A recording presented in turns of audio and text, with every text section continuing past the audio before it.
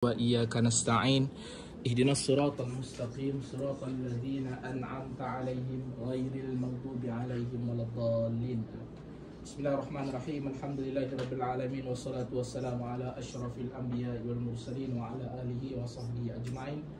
اللهم صل على سيدنا محمد وعلى آل سيدنا محمد. اللهم افتح علينا حكمتك وانشر علينا من خزائن رحمتك يا أرحم الراحمين. اللهم اغفر لنا ذنوبنا ولوالدينا وارحمهما كما ربيانا صغائر. Allahumma ya Allah, ampunkanlah dosa-dosa kami. Allahumma ya Allah, ampunkanlah dosa ibu dan ayah kami. Allahumma ya Allah, terangilah hati-hati kami. Allahumma ya Allah, lembutkanlah hati-hati kami. Allahumma ya Allah, jadikan majlis ilmu yang kami berada padanya kini majlis yang diberkati. Mudah-mudahan majlis ilmu yang kami sertai, kami ikuti, menjadi saksi, menjadi alasan untuk kami dimasukkan ke dalam syurga. Rabbana atina fid dunya hasanah wa fil akhirati hasanah wa qina adzabannar. Walhamdulillahirabbil alamin. Baik. Mama, saya nak mulakan begini. Oh.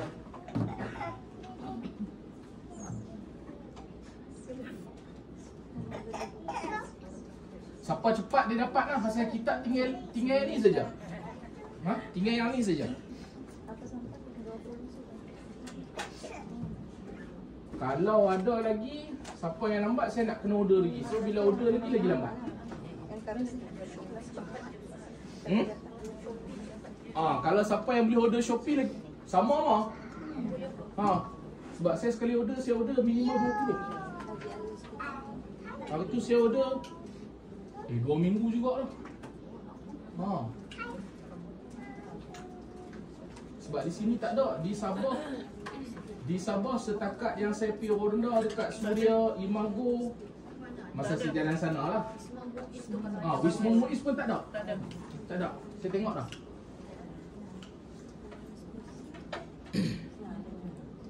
Okay, sebelum saya mulakan, ada apa-apa yang nak bangkitkan, nak tanya, nak bercerita, nak bagi tahu, nak kongsi, nak minta pengesahan, nak minta pandangan, ataupun nak meluahkan? Ya, Mak? Soalan tahun lepas berkaitan tentang anak tu kan? Macam mana soalan tu? Anak yang baru lahir yang sifat. Okey.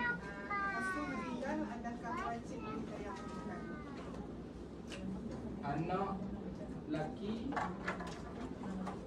meninggal.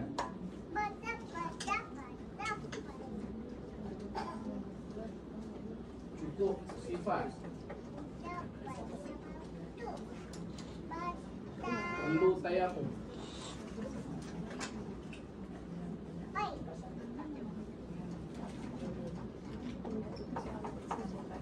Betul mana ni? Hari tu Mama Salimah ada kontak saya. Dia tanya soalan ni. Tapi tanya tahun lepas lah. Tanya tahun lepas, dia kata jangan cerita lagi. Cerita next year. Jadi Mama Salimah bangkitkan balik. Bagus. Ada lagi tak? Macam lama yang tahun lepas kan?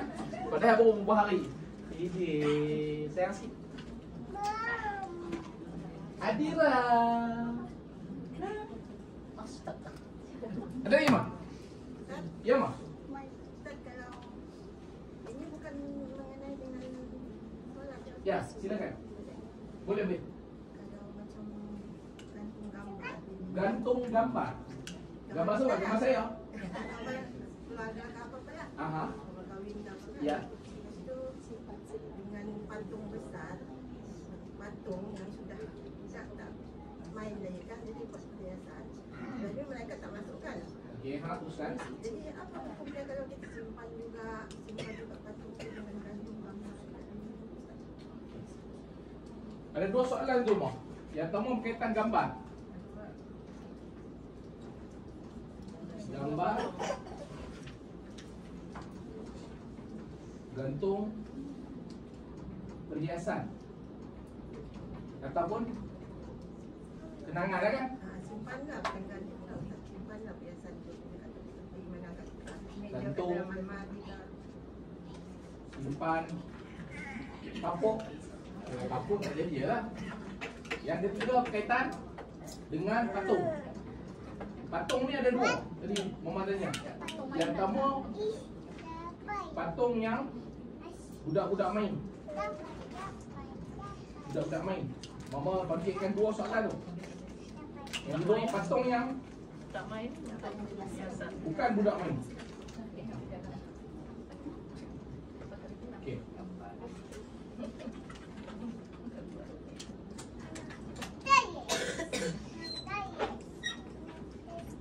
Mama, kelas saya bukan kelas mendengar lah. Kelas saya adalah kelas belajar.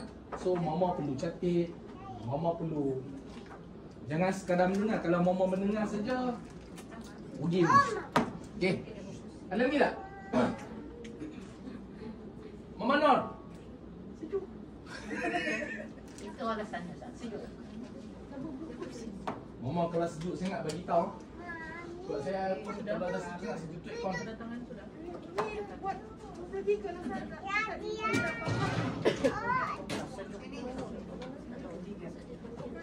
Pasti. Ada lagi tak? Belum termula.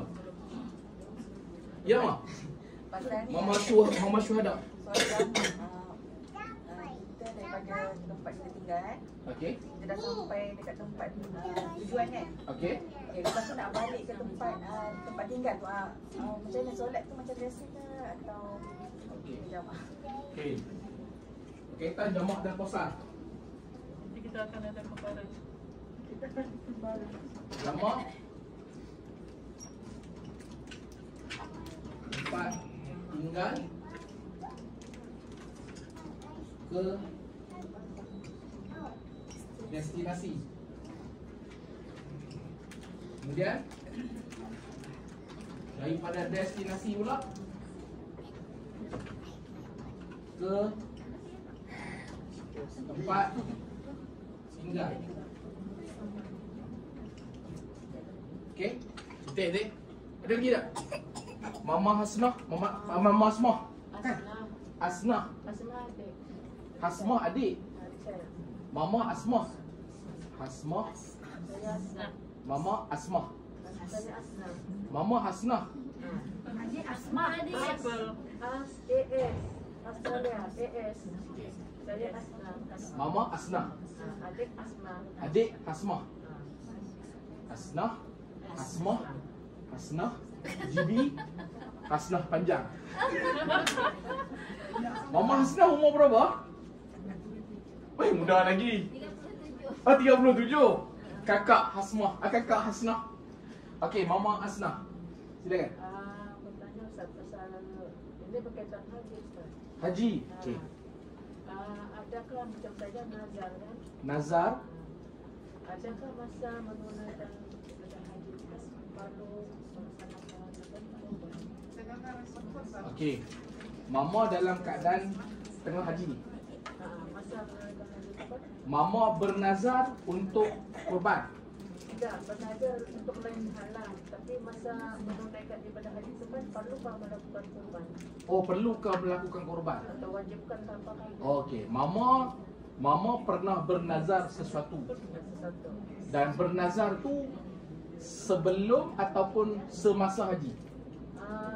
Sebelum dulu-dulu. Okey, dulu-dulu Mama pernah bernazar. Untuk pergi haji Untuk- dan umrah. Oh, Mama bernazar. Ini mencapai lah. Kalau contohnya ini mencapai, aku akan tunaikan Ya. ibadah haji dan umrah. Adakah diwajibkan melakukan kurban masa di sana? Oh, okey. Soalan je ni. Mama, okey, mungkin ada daripada mama-mama kita yang lama tak hadir ataupun yang memang dah lama tapi baru. Mama Asnah salah seorang mama yang barulah. Mama Asnah daripada Kampung Lajau kan? Bukan, daripada Tanjung Aru kan? Sungai Galeng. Taman Ranca-Ranca. Dua. Ujung sana adalah Mama Asnah. Dia ada seorang lagi kakak. Kakak ke adik? Adik. Adik-adik. Mama Hasnah. Asma. Hasmah. Semua Ustaz. Ini Asna, ini Asma. Mama bayangkan ada berapa nama saya nak kena ingat. Dan saya wajibkan semua mama-mama saya tahu nama kawan-kawan dia. Siapa tak tahu? RM10. So kalau seorang RM10, okey cukup doh. Excuse lah Ustaz yang berumur. Tak kira, tak boleh. Masih boleh tulis. Full sudah. Tulis. Okey. Mama Asnah tanya, sekiranya dia bernazar sesuatu, adakah ketika mana nazar dia telah tercapai, maka dia perlu melakukan korban ketika mana dia haji ataupun umrah? Saya tak tahu hukum kaitnya apa. Ataupun begini, mungkin A, dia bernazar sesuatu, dan nazar dia apa? Kalaulah berlaku yang ni, aku akan pergi haji atau umrah. Okey. Ketik ni. Ketik. Kalau nazar dia itu kan, dia bilang dia mau pilih apa, berkorban di sana. Ini mati di sana kan. Kalau bikin nazar. Nazar perhubungan. Ada lagi tak? Ya, Mak. Mama Kasmina. Betul? Kepilihan sampai di sana. Pasal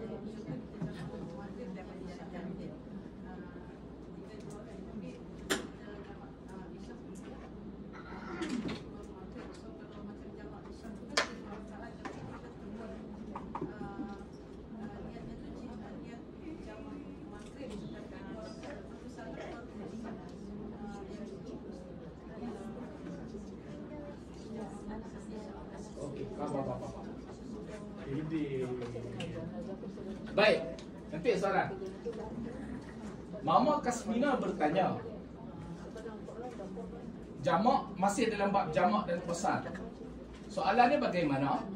Soalannya, semayang maghrib isyak, jamak dan qasar, tetapi dia laksanakan isyak dahulu dalam waktu maghrib, kemudian baru dia buat maghrib. Bagaimana? Boleh ke tak boleh? Ataupun bila kita, yang tu nama dia jamak takdim. Jamak ni ada dua, satu jamak takhir, satu jamak takdim. Ustaz, takdim, takhir, hak nama pun kami tak ingat ni, tambah lagi takdim, takhir. Okey? Jadi bagaimana? Dia jamak isyak tapi isyak dulu. Aina.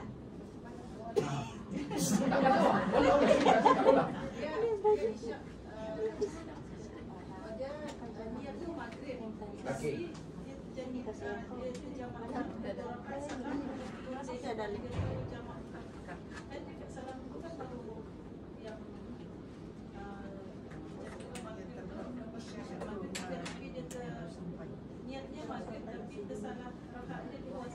Oh.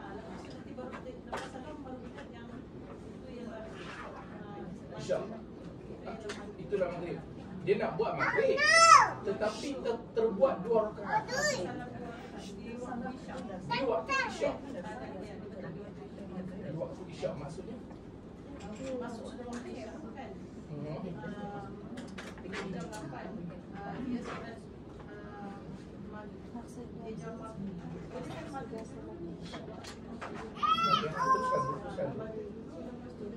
Tapi niat itu maksudnya nanti dia berdoa dia salam. Baru dia ingat yang itu ialah salam yang mana? Saya faham. Saya akan uraikan secara penuh. Sebab soalan mama tu dia berhubungan sikit soalan tu. Mama, kita punya pengurusi gelap auto jadi pengurusi gelap. Sebab Mama Nur dia yang plan buat baru-baru ni yang kita kelas dekat tepi pantai. Jadi kita nampak apa yang dia rancang tu berjaya. Rakaman-rakaman video Mama cium mulut pun ada. Lepas tu segalanya ada kat saya. Jadi itu makluman Mama. InsyaAllah nanti kita akan buat satu kembara santai. Mungkin ke pantai ataupun ke sungai ataupun ke tempat yang sejuk untuk kita praktikal jamak dan qasar. Jamak dan qasar bersama-sama. Bila nak buat, kita plan dalam 10 bulan daripada sekarang. Jadi siapa yang dia nak terlibat, mungkin boleh bagi tahu dekat Mama Nur. Mama Nur, bangun Ustaz, Mama Nur. Ni Mama Nur. Mama Nur dia akan atok siapa yang akan jadi jawatan kuasa, siapa yang nak urus semua. Sebab saya tak ada kaitan. Sebab saya Mama Hana, jadi Mama Hana. Sebab saya pergi pun naik motor.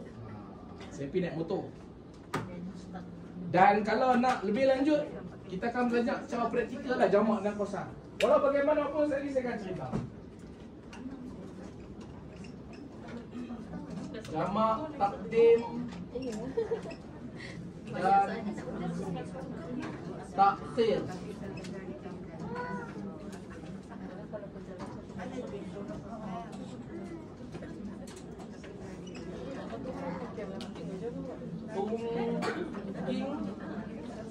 Sebalik.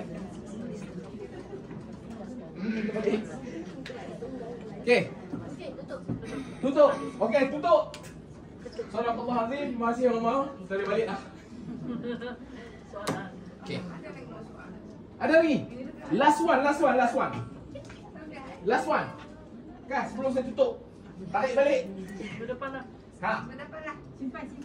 Simpan. Simpan. Enough is enough. Cukup dengan satu. Baik. Sebelum saya jawab, saya nak cerita macam ni. Mama suka saya nak mulakan begini. Tadi masa saya sarapan, saya sempat bersema dengan kawan saya. Apa asas timbulnya yang saya nak kongsi dengan Mama ni? Asas dia apabila kita lihat sekarang ni adalah zaman maklumat yang tanpa batas. Maklumat boleh diperoleh melalui media sosial yang pelbagai. Maklumat yang ada disebarkan dan manusia lebih cenderung kepada kelajuan. Manusia lebih suka tengok video 1 minit berbanding tengok video 1 jam. Makanya kecelaruan ataupun keabsahan maklumat tu semakin tercabar. Lalu timbullah pelbagai masalah-masalah baru di kefahaman yang entah ke mana. Lalu menyebabkan kita kadang salah faham. Banyak perkara kita salah faham. Lalu saya terfikir tentang apa yang Nabi pernah kata. Yang ini nasihat untuk saya dan ini nasihat untuk kita semua. Mama, Nabi kata, kafa bil mar'i kadhiban an yuhaddisa bi kulli ma sami'a. Atau kama qala, hadis riwayat Muslim. Mama, Nabi kata, kafa bil mar'i, cukuplah seseorang tu, cukuplah kamu kadhiban, jadi pendusta, jadi penipu, bahasa Cina, jadi pembohong. Kalau di sini bahasa sini penipu, pendusta, pembohong tu panggil apa? Buyuk. Pembuyuk. Bapti buyuk. Buyuk lebih kurang. Pembuyuk. Cukuplah seseorang, cukuplah kita ni, cukuplah Anwar dikira sebagai pembuyuk. Cukuplah kita dikira sebagai pembuyuk. Nabi kata, apabila ayyuhaddisa, apabila dia menyampaikan, apabila dia menyebarkan. Bila menyampaikan tak semestinya dengan mulut. Menyampai boleh dengan cara bercakap, menyampai boleh dengan cara share dekat Twitter, dekat TikTok, dekat Facebook, dekat YouTube. Apa dia? Ayyuhaddisa bikulli ma sami'a. Apa sahaja dia dengar, semua dia sampaikan. Nabi kata, kita ni cukuplah jadi pendusta apabila kita sampaikan everything yang what we hear, what we see, what we get. Oh, tak singgah ni. Kenapa Nabi cakap macam tu? Nabi nak bagi amaran pada kita, mama.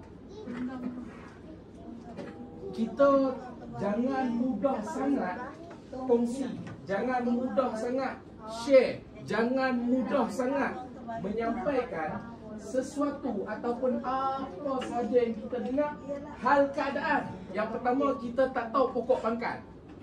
Yang kedua, kita tak tahu kesahihan, keabsahan cerita. Dan itu yang kita buat. Saya harap kita semua tolong cakna benda ni. Kalau kita kata apatah lagi yang menyampaikan tu adalah ahli, orang yang selalu masuk majlis ilmu, ahli yang sokol rajin baca Quran, ahli yang sokol rajin pergi masjid. Lebih-lebih lagi lah tak sepatutnya. Kafa bil mar'i kadziban. Cukuplah dia tu dikira sebagai pendusta apabila dia sampaikan everything what yang dia dengar, everything yang dia get, everything yang dia dapat. Dan saya harap benda tu tak berlaku pada kita. Saya nak cerita apa? Saya nak cerita hadis tu lah. Allah Ta'ala kata apa? Allah Ta'ala kata wala taqfu ma laisa laka bihi ilm inna sam'a wal basara wal fuada kullu ulaika kana anhu mas'ula. Allah Ta'ala kata janganlah engkau mengikut, jangan ikut wala taqfu ma laisa laka bihi ilma. Allah Ta'ala kata jangan ikut apa yang kita tak tahu. Sesungguhnya inna sam'a, sesungguhnya pendengaran. Ada masalah ke? Ada yang nak ganti saya kat sini je. Allah Ta'ala kata inna sam'a, sesungguhnya pendengaran, wal basara, penglihatan, wal fuada, hati. Ulaika kana anhu mas'ula. Semua tu akan ditanya. Jadi daripada ayat ni dan daripada hadis tadi dapatlah kita fahami, mama dia bukan masalah pada penyampaian. Dia masalah apabila kita tidak menapis sesuatu. Apatah lagi kalau kita dengar berita tanpa kita selidik. Jadi sebelum nak menyampaikan sesuatu, pastikan keabsahan, selidik dulu. Betul tak betul? Kalau tidak, takut-takut kita jadi pembohong, pembuyu. Ramai orang tak sedar dia dalam keadaan dia pembuyu. Baik, itu je lah saya nak bagi ingatan. Baik, kembali pada soalan ni. Nak jawab yang ni dulu kan, nak buka kitab dulu? Saya buka kitab dulu sebab saya tulis. Baik, mama, kita berhenti hari tu dekat masalah yang ke 112 938. Masalah yang ke 112 muka surat 74. Dalam buku mama yang mau beli buku RM25.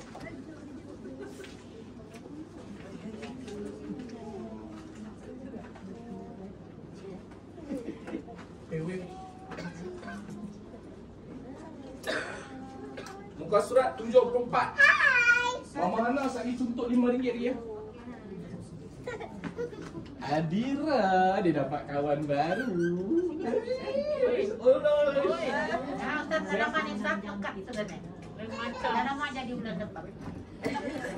Mama, saya suka dengan kanak-kanak. Depan ada sudah Ustaz. Saya suka dengan kanak-kanak. Sebab tu saya tak kisah kalau mama bawa cucu ke anak-anak. Even though dia lompat sana, dia lompat sini.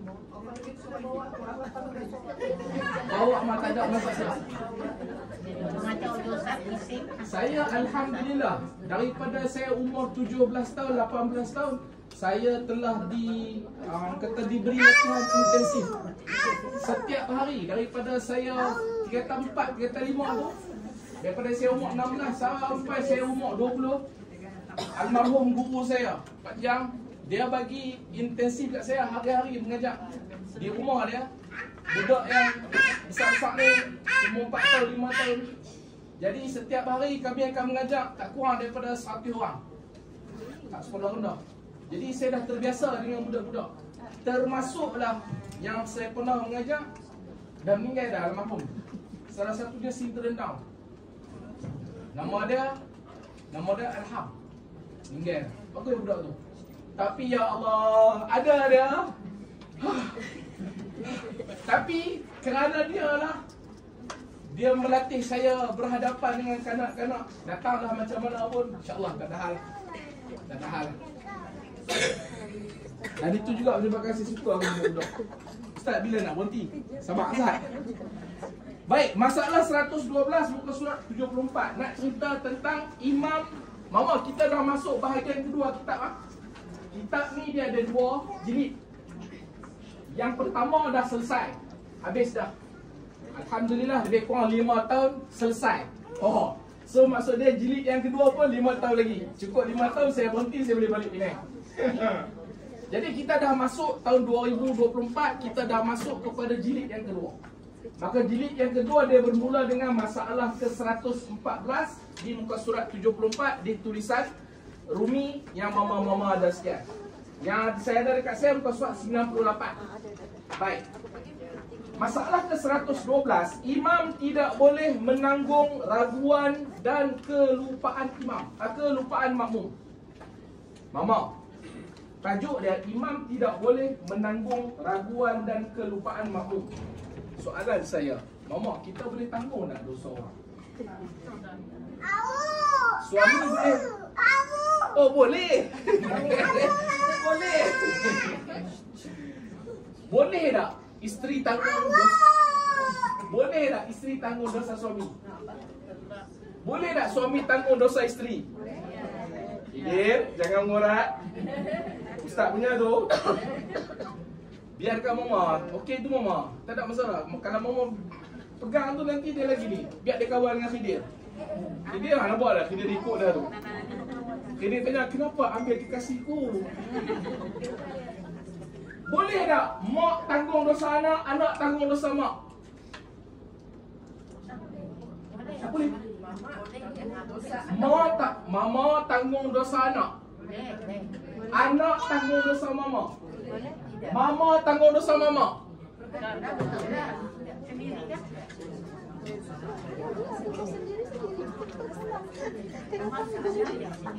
Sana. Pernah dengar tak? Pernah dengar tak? Orang cakap dosa aku, suami aku dah tanggung. Pernah dengar? Pernah dengar tak? Anak-anak, mak bapak yang tanggung dosa dah. Pernah dengar? Soalan saya, betul ke? Yang pertama, betulkah dosa isteri suami tanggung? Betul? Siapa kata betul angkat tangan? Siapa kata betul angkat tangan? Ha? Siapa kata betul angkat tangan? Ya, betul. Wani juga, wani. Okay. Siapa yang kata tak betul angkat tangan? Tak betul, semua kan? Siapa yang berkecuali angkat tangan? Atas pagar. Dosa anak-anak, mak ayah tanggung. Betul ke tak betul? Siapa kata betul angkat tangan? Okey. Betul. Mama, jangan takut nak menyuarakan apa yang kita tahu. Kalau mama takut, maksudnya mama duduk dalam keraguan. Kita nak belajar tentang ragu ni. Itu tujuan saya bangkitkan. Saya nak tengok ragu ke tak ragu. Kalau mama takut untuk menyuarakan apa yang mama tahu, kalaulah yang mama tahu tu salah, tidak ada siapa yang boleh betulkan. Kalaulah yang mama tahu tu betul, tidak ada yang boleh mengesahkan. Jadi mama akan duduk dalam apa? Duduk dalam keraguan. Maka mama, kalau mama kata ya, ya ya. Kalau kata tidak, tidak ya. Jangan ragu-ragu. Okey? Dan kelas kita kelas untuk belajar. Tidak ada siapa yang lebih pandai daripada siapa, dan tidak ada siapa yang lebih bodoh daripada siapa. Kita semua sama-sama nak belajar. Saya yang di hadapan mama ni pun sedang belajar daripada mama-mama semua. Ada berapa orang? Ada 30 ke 40 orang guru yang sedang melihat saya, sedang menganalisis saya, sedang menilai saya. Begitu juga mama. Baik. Apa hal tiba-tiba bangkit pasal dosa suami isteri? Adakah suami tanggung? Dosa anak, adakah mak ayah akan tanggung? Yang pertama nak betulkan beberapa kekeliruan ataupun kesalahfahaman. Mama, dosa kita tanggung sendiri. Saya ulang sekali ya. Manusia dia tanggung dosa dia sendiri. Dia tak tanggung dosa orang. Allah Ta'ala kata dalam Quran, wala taziru waziratun wizra ukhra. Seseorang tidak menanggung dosa orang lain. Surah apa? Tak ingat. Wala taziru waziratun wizra ukhra. Ayat yang selalu mama baca. Kadang sehari itu saya akan jumpa 3-4 kali mama yang baca ayat yang sama. Tapi mungkin mama tak faham, saya faham. Bukan kerana saya pandai, sebab saya rajin tengok terjemahan. Jadi mama, pada asasnya dosa manusia siapapun dia, baik lelaki, baik pun perempuan, baik anak, baik ibu bapa, baik suami, baik isteri, dia menanggung dosa dia sendiri. Kalaulah kita kata dosa isteri suami yang tanggung, kalau suami dia dah nasihat, suami dah bagi tunjuk ajar, suami dah bagi macam-macam, tapi isteri masih macam tu, adakah suami tu tetap berdosa? Kalaulah begitu pun suami dia tetap berdosa, maksud dia tak adil hukum. Betul? Makanya di situ ada pengecualian. Dosa asasnya kita tanggung sendiri. Tetapi suami berdosa sekiranya tidak membetulkan isteri dia. Suami tak tanggung isteri dia dari sudut dosa. Tapi kalau suami tak betulkan isteri dia, suami berdosa. Berdosa apa? Berdosa kerana tak bagi pendidikan kepada isteri dia yang menyebabkan isteri dia melakukan dosa. Sama dengan anak-anak tadi. Anak-anak sebelum baligh, ya. After baligh. Baligh kalau perempuan kebiasaannya 9 tahun. Sekarang saya tak tahu lah kalau ada yang lebih muda daripada ada jumpa kes. Sebab sekarang ni zaman makin berubah. Bila zaman makin berubah, anak ada mungkin yang before 9 tahun pun dah baligh. Yang lelaki bersama, lelaki kebiasaannya 15 tahun. Tapi sekarang ni umur 11, umur 12 pun ada yang dah baligh. Makanya mama, anak-anak kita, pesan pada anak-anak kita yang kita ada cucu, kita tanggung dosa dia orang di bawah umur saja, selagi mana dia tak balik. Bila dia balik, kita dah terlepas tanggungjawab. Tetapi apabila dia melakukan dosa, kita berdosa. Kita berdosa kerana apa? Kalau dia melakukan dosa tu kerana dia tak tahu. Macam mana dia boleh tak tahu? Kerana kita tak bagi didikan agama. Kerana kita tak bagi tahu dekat dia mana yang betul, mana yang salah, mana yang boleh, mana yang tak boleh. Kita tak cerita kepada dia tentang haid. Kita tak cerita kepada dia tentang betapa perlunya pakai tudung apabila dia dah baligh. Lalu selepas dia baligh, dia masih melakukan dosa yang sama. Kita terlibat sama dapat dosa. Bukan tanggung dosa dia. Dosa kerana kita tak mempendidikan agama. Makanya mama, benda tu perlu diambil berat. Lalu masuk kepada keraguan. Bila kita kata imam tidak boleh menanggung keraguan dan kelupaan makmum, timbul persoalan. Syak, ragu, lupa, dia cuma boleh berlaku kalau kita jadi imam saja. Ataupun kalau kita sembahyang seorang-seorang. Ataupun bolehkah syak ataupun ragu tu kalau kita jadi makmum? Dan kalau kita jadi makmum, boleh berlaku ke macam tu? Dan kalau berlaku, bagaimana nak selesaikan? Maka di sini dia akan menjelaskan, imam tidak boleh menanggung raguan. Ragu semua orang faham kan? Ragu ni apa? Ragu ni dia tak tahu mana yang satu. Mana satu tak tahu. Ragu, was-was adalah benda yang sama. Benda yang sama. Baik. Imam tidak boleh menanggung raguan ataupun syak makmum dan kelupaannya sama sekali. Lupa ragu-ragu boleh berlaku sama ada jadi imam, ataupun sembahyang seorang-seorang, ataupun jadi makmum. Jangan sangka bila kita jadi makmum, kita takkan berlaku ragu-ragu. Mama pernah tak? Mama jadi makmum. Lepas tu mama sembahyang, tiba-tiba mama datang perasaan, ish, sekarang ni 3 ke 4? 3 ke 4. Sedangkan mama jadi makmum. Pernah berlaku tak? Ataupun ketika mama sujud. Okey? Ketika mama sujud, mama dah sujud dah sekali. Lepas tu sujud kali kedua. Dah sujud dah kali kedua. Tengah sujud kali kedua tu mama terfikir, aku baru sujud sekali kedua kali ya. Benar tak? Benar. Ada kalanya mama duduk dah tahiyat awal. Dah duduk dah tahiyat awal ni. Lepas tu mama datang ragu. Tadi ni sekali ke 2 kali sujud? Sekali ke 2 kali? Sedangkan mama dalam keadaan makmum. Pernah berlaku? Baik. Mama, kalau makmum ragu, imam tak tanggung. Biasa dengar tak? Imam dia tanggung Fatihah imam. Imam dia tanggung. Imam memanglah tanggung Fatihah imam. Imam menanggung Fatihah makmum. Mama, di sini kita akan tengok. Saya baca dulu. Imam tidak boleh menanggung raguan ataupun syak makmum dan kelupaannya makmum sama sekali. Okey? Dan hanya yang boleh ia iaitu imam menanggungnya makmum keraguan dan kelupaan makmum itu apa dia?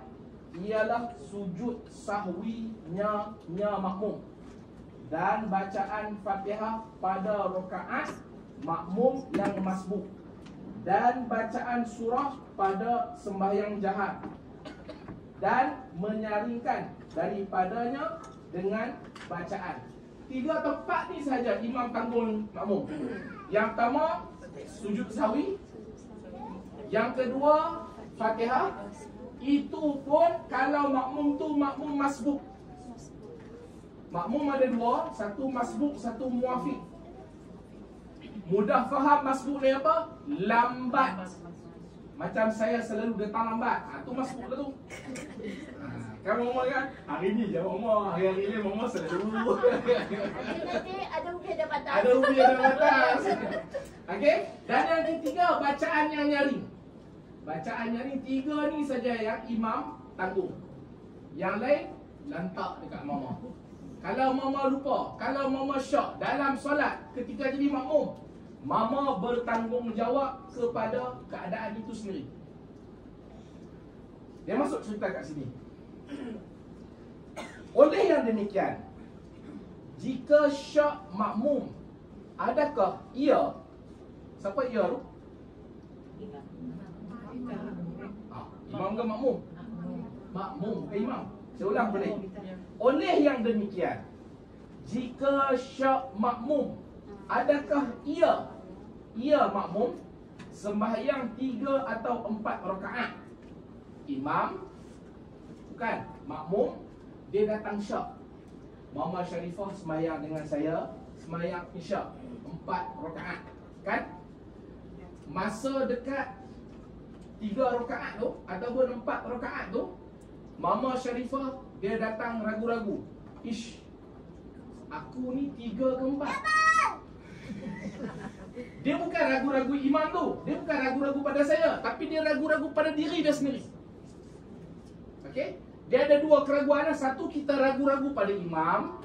Satu lagi, kita ragu pada diri kita sendiri. Ni bukan cerita ragu-ragu pada imam, ni cerita ragu pada diri sendiri. Mama Sharifah dia datang ragu-ragu, aku ni sekarang 3 ke 4? 3 ke 4? 3 ke 4? Maka hendaklah ia makmum ambil yang kurang. Tadi dia syak berapa? 3 ke 4? 3 ke 4? Solusi dia apa? Solusi dia, maka hendaklah ia makmum ambil yang kurang, yakni 3 rakaat. Okey? Dan wajib atasnya sempurnakan, tambahkan 1 rakaat lagi selepas salam imam. Jangan kita ragu-ragu lepas tu kita tak tambah rakaat. Kalau kita ragu-ragu, kita tak tambah rakaat, mayang kita tu boleh faham? Ustaz, kalau kami ragu-ragu satu kedua sama. Satu kedua nak ambil berapa? Satu. Dua ke tiga? Tiga empat? Empat lima? Mana? Tahu ada yang ambil 5? Okey, ya mak. Mama Sarina. Solat subuh 2 rakaat.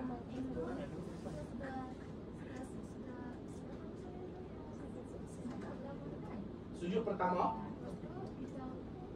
Was-was.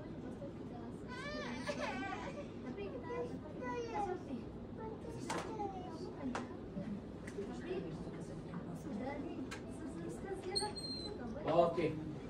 Mama dengar saya nak cerita. Dalam kaedah fiqh ada satu kaedah dalam usul fiqh, dalam ilmu usul fiqh. Usul fiqh ni adalah satu ilmu alat, ilmu asas. Semua macam matematik lah. Okey. Dalam matematik kita ada teorem Pythagoras. Betul Mama Jijah? Kita ada XY sama dengan MC. Persamaan linear. Bila cikgu dah cakap, Amir. Sorry cikgu. Okey. Kita ada penaklukan. Kamu benar lagi ke istilah penaklukan? Istilah benar lagi. Penaklukan mantik tu kan? Lepas tu kita ada yang apa metrik tu? Metrik songsa tu. Tajuk apa tu? Metrik. Saya ingat lagi tu. Sebab saya minat matematik. Saya nak cerita apa? Nak cerita kita dalam nak menentukan satu hukum, dia ada satu ilmu, nama dia ilmu usul fiqh. Ilmu usul fiqh ni adalah satu ilmu nak menentukan hukum ni jadi macam mana. Dan kenapa hukum ni jadi macam tu? Maka dalam kaedah usul fiqh, dia ada nama satu kaedah ataupun satu teori ataupun satu prinsip yang nama dia al-yaqin la yuzalu bisyak. Bisa dengar tak? Kalau tak bisa dengar, ini dengar. Al-yaqin la yuzalu bisyak. Maksud dia apa? Keyakinan, sesuatu yang pasti, sesuatu yang yakin tidak dihilangkan dengan raguan. Maksud dia, bila kita dah do benda tu, datang ragu-ragu. Ragu-ragu tu tak berefek pada yang kita yakin tu. Faham? Asalnya kita memang masuk bilik air, ambil wuduk. Dah masuk depan bilik air, ambil wuduk. Keluar. Dah ambil. No. Yang tu ragu-ragu tu tak berlaku. Sebab apa? Yang pastinya memang kita dah ambil wuduk. Maka dari sudut bahasa, keyakinan itu membawa erti suatu ilmu yang tidak ada bersamanya keraguan. Apabila benda itu dah berlaku, nothing ragu-ragu. Manakala dari sudut istilah pula, ia membawa maksud terhasilnya kepastian yang jazam. Jazam ni maksudnya confirm, sama ada sesuatu itu berlaku ataupun tidak berlaku. Syak dari sudut bahasa bermaksud ragu-ragu. Semua orang faham? Dari sudut istilah pula, syak ni memberi maksud ragu-ragu terhadap sesuatu perbuatan, sama ada berlaku ataupun tak berlaku. Sebagian ulama' dia kata apa? Dia kata sekiranya seseorang itu telah memastikan akan sesuatu. Kita dah memastikan tentang sesuatu. Contoh tadi, dah sujud, dah pasti sujud dah. Tetapi datang, tadi sujud ke belum? Maka ulama' kata apa? Kemudian dia berasa syak. Adakah perkara yang dipastikan itu telah hilang ataupun tidak? Maksudnya dah berlaku ataupun tidak? Maka asasnya adalah masih kekal perkara yang dipastikan. Maksudnya dia sujud. Nak cerita apa kat sini? Nak cerita pasal mama syak ragu-ragu, was-was, semua tu adalah gangguan syaitan. Jadi kalau berlaku sama juga dengan 2-3 tadi. Dia bukan masalah rakaat. Sujud sekali ke dua. Kalau mama datang ragu-ragu, adakah 1 ke 2? Aku dah sujud sekali ke sujud 2 kali? Mama kena pegang bawah baru sekali. Rukuk sekali ke dua? Kalau mama pegang 2 kali, saya pening boleh. Mama ni semayang kusuf ke semayang kusuf? Mama, rukuk memang ada 2 kali, tapi bukan dalam sembahyang subuh, bukan dalam sembahyang isyak. Dia cuma ada dalam sembahyang gerhana. Sama ada gerhana matahari ataupun gerhana bulan. Mama tahu tak? Kalau tak tahu ni saya bagi tahu. Nanti kita buat sembahyang gerhana bulan. Ataupun kita wujudkan gerhana, apa kita buat? Sujud rukuk 2 kali ni hanya berlaku dalam sembahyang gerhana matahari dan bulan. Jadi tak berlakulah 1-2. Jadi yang nak berlaku ni bila? Bila sujud dengan bila rakaat. Jadi kalau berlaku keraguan tu, pegang yang kurang. Jangan pegang yang lebih.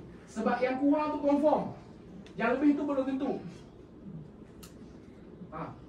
Clear? Mama Salina jelas? Jelas. Baik. Habis. 113. Makmum syak, adakah ia sujud sekali atau 2 kali? Saya tak mau, tadi Mama tak mau jawab. Tapi Mama kadang laju sangat. Kebanyakan Mama yang ada kat sini semua laju. Semua nak express. Semuanya nak naik train hak yang 1000 km sejam. Kadang soalan yang Mama tanya tu dah ada dalam kitab. Cuma tak sabar. Bukan tak sabar Ustaz. Ustaz bayangkan kami ni tak tahulah berapa lama lagi nak hidup. Amboi Ustaz. Lepas tu kami ni benda tu dah berlaku lama. Jadi kalau Ustaz tak bagi tahu cepat-cepat, kami dalam keadaan tak syok, tak seronok. Mama, makmum syak adakah ia sujud sekali atau 2 kali? Yang ni saya dah ringkaskan tadi dalam benda tu. Sebab tu saya nak cerita tentang al-yaqin la yuzalu bisyak. Tapi saya baca juga. Jika makmum syak, adakah ia sujud sekali atau 2 kali? Maka hendaklah ia mengambil yang kurang, yakni sekali sahaja. So dia kena tambah sekali lagi. Abira. Okey? Maka hendaklah ia mengambil yang kurang, yakni dia baru sujud sekali. Dan hendaklah ia sujud sekali lagi. Ini sekiranya ia masih ada tempat sujudnya. Mama, ini situasi kalau kita bersama-sama imam. Kalau situasi kita berimamkan imam. Kalau kita sembahyang seorang-seorang, yang tu tak jadi masalah. Mama syak, aku dah sujud sekali ke 2. Syak tu di mana? Ketika mana? Ketika mama sembahyang seorang-seorang di rumah. Tu tak ada masalah. So mama sujud sekali. Tapi ketika mana mama jadi makmum dan yang syak adalah mama, bukan imam. Yang syak adalah mama, maka di situ ada 2 keadaan. Tengok, sempat ke tak sempat untuk sujud 2 kali. Kali kedua tu. Kalau tak sempat, mama tak boleh sujud. Habis kalau tak boleh sujud, macam mana Ustaz? Bila mama tak boleh sujud, maksud dia rakaat tu tak sempurna betul. Bila rakaat tu tak sempurna, maksud dia rakaat tu tak terpakai. Okey Dira? Rakaat tu tak terpakai. Bila rakaat tu tak terpakai, mama kena tambah 1 lagi rakaat akan datang. Bila? Setelah imam bagi salam. Kenapa tambah rakaat? Sebab rakaat yang tadi tu tak cukup. Kenapa tak cukup? Sekali je sujud. Clear? Jelas? Ni saya dah ringkaskan ni. Dalam kitab panjang saya ringkaskan. Baik, saya baca juga. Jika syak makmum selepas, misalnya jika syak makmum selepas mengangkatkan kepalanya dan sujud sebelum ia bangun bersama imamnya, maka wajib atasnya sujud sekali lagi. Tu kalau dia sempat. Dan biasanya benda ni jarang berlaku lah. Biasanya benda ni jarang berlaku. Maksud sempat ni ada ruang masa. Ada ruang masa untuk dia nak sujud. Biasanya kurang. Baik. Bersalahan jika syak ia berlaku selepas ia bergerak hendak bangun bersama imam, maka janganlah kembali ia kepada sujud. Okey? Maka janganlah ia kembali kepada sujud. Bahkan ia tambahkan 1 rakaat selepas imam, selepas salam imam. Okey? Allahumma salli ala Muhammad. Dan jika syak ia ketika tasyahud awal. Okey, boleh tak syak pada tempat lain? Syak bila? Syak pada tahiyat awal.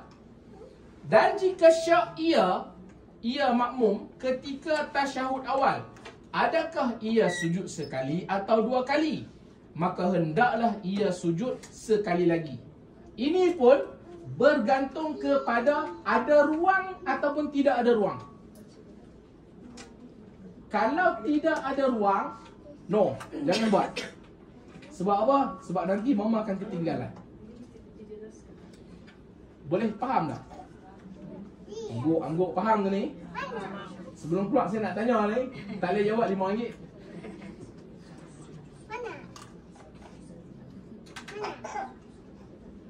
Okey. Dan tidak mudarat ia walaupun ia sudah masuk pada tasyahud awal. Kerana tasyahud awal itu sunat hukumnya. Mama semua orang maklum tasyahud awal dia bukan rukun solat lah. Dia bukan termasuk dalam rukun solat. Walaupun begitu, janganlah kita saja-saja tinggalkan. Bagi seorang imam yang sengaja meninggalkan tahiyat awal dan doa kunut. Semua orang faham doa kunut dia bukan wajib, dia bukan rukun solat. Bagi bagi imam yang sengaja meninggalkan tahiyat awal ataupun sengaja meninggalkan doa kunut, makmum sunat meninggalkan imam. Maksudnya kita mufaraqah, kita keluar daripada imam itu dapat pahala. Sebab apa? Tak sepatutnya seorang imam meninggalkan 2 benda ni. Apatah lagi meninggalkan dengan sengaja. Even though apa pun alasan. Alasan dia apa? Contoh alasan dia Nabi tak buat. Contoh Nabi tak buat. Tak apalah Nabi tak buat, you jadi imam. You buat je lah. Dan betul kan Nabi tak buat? Okay. Habis Ustaz, kalau kami sembahyang di tempat lain, contoh kami sembahyang di Masjidil Haram, dia orang tak buat. Timbul soalan, betul ke dia orang tak buat? Ataupun dia orang tak buat tetapi dia orang bagi masa untuk kita buat. Okey? Baik. Jadi bolehkah kita tinggalkan? Dia bukan wajib tapi tak perlu tinggalkan. Jangan terlalu jadi rigid sangat benda-benda macam tu. Baik. Maka bolehlah ia sujud, kemudian duduk bersama imamnya untuk membaca tasyahud. Bersalahan jika sebaik sahaja ia makmum mengangkatkan kepalanya dari sujud, tiba-tiba imam pun bangun berdiri, maka hendaklah ia dapatkan imamnya di dalam qiyam. Sebab tu tadi kita kata kalau dia teringat masa dia duduk nak baca tahiyat awal, tengok kalau imam bangun maka dia tak boleh duduk sebab ikut imam tu wajib. Ikut imam tu wajib. Kalau imam meninggalkan tahiyat awal dan kita masih nak follow imam, maka kita kena teruskan. Kalau kita tak mau ikut imam, maksudnya kalau kita nak baca tahiyat awal, kita mesti niat mufaraqah. Ustaz, niat mufaraqah tu apa? Saya ulang sekali lagi. Niat mufaraqah ni maksudnya kita tak mahu lagi berimamkan imam tu. Panjangnya. Mudahnya apa? Imam unfollow you. Unfollow tu maksudnya mufaraqah lah tu. Okey? Tak mau ikut imam. Perlukah kena sebut Ustaz? Kalau mama sebut di mulut, batal solat mama. Habis macam mana? Sebut tak boleh tapi nak kena unfollow. Hati mama berubah niat. Berubah apa? Daripada nak ikut imam kepada tak ikut imam. Perlukah nak rungkaikan solat? Tak perlu. Solat macam biasa, seorang-seorang dalam saf yang sama. Baik. Kenapa Ustaz Syed ulang lagi benda tu? Kami dah tahu. Mama, kita setiap minggu ada pelajar baru. Jadi kita yang dah faham, mungkin ada yang belum faham sekecil-kecil perkara. Sebab tu saya ulang. Saya mohon maaf bagi yang dah pandai, yang berasa bosan bila dengar saya ulang. Kadang saya ulang bukan kepada yang pandai, saya ulang kepada yang baru. Sebab kita sangka contohan Mufaraqah 5 tahun lepas dah cerita. Every week cerita. Tiba-tiba hari ni cerita lagi. Ya lama ada pelajar baru saya kena lah cerita. Kita faham, orang lain mungkin tak faham. Baik. Ni jamak dah puasa ni pun lagi ada yang pening. Baik. Buat letak ni oh. Tak. Sini sarapan hari. Bersalahan jika sebaik sahaja ia mengangkatkan kepalanya dari sujud, tiba-tiba imam pun bangun berdiri, maka hendaklah ia makmum dapatkan imamnya dalam qiyam. Dan janganlah ia duduk membaca tasyahud lagi. Baik. Demikian juga syaknya ragu-ragunya makmum selepas selesai sembahyang. Adakah ia sembahyang 3 rakaat atau 4 rakaat? Mama biasa tak? Mama dah sembahyang jemaah ni. Kalau tadi dalam sembahyang, sekarang ni mama dah bagi salam dah bersama imam. Sembahyang maghrib. Selesai dah bagi salam. Masa tu tengah apa? Astaghfirullahaladzim. Tengah wirid. Astaghfirullahaladzim, astaghfirullahaladzim, astaghfirullahaladzim. Lepas tu dia baca Allahu la ilaha. Lepas tu datang. Tadi ni 2 ke 3 rakaat? Tadi sembahyang maghrib ke sembahyang isyak? Maka wajiblah ia masuk semula ke dalam sembahyangnya. Mama, kalau mama ragu-ragu selepas memberi salam, bolehkah kita masuk balik dalam solat? Jawapannya boleh. Okey, bila kata jawapannya boleh, dah tentu ada tempoh masa, dah tentu ada timeline. Kalau mama dah buka telekong, mama dah turun, pergi kena kopi-kopi dulu. Dah kopi-kopi satu hal, kena biryani kambing pula. Tengah duk. Tadi 2 ke 3 rakaat. Mama no. Yang dikatakan boleh masuk dalam solat balik bila? Tengok saya bagi contoh. Yang tak nampak begini. Okey. Yang ni saya nak cerita keadaan boleh masuk balik dalam solat. Situasi ni saja mama boleh masuk balik. Lain pada tu mama jangan masuk dah. Okey? Fil alamin innaka hamidum majid. Assalamualaikum warahmatullahi. Assalamualaikum warahmatullahi. Bila saya tak mau ber. Okey. Assalamualaikum warahmatullahi. Assalamualaikum warahmatullahi. Lepas tu mama pun Astaghfirullahalazim, Astaghfirullahalazim. Allahu Akbar. Dapat? Dapat? Itu yang pertama. Yang kedua kita. Yang kedua.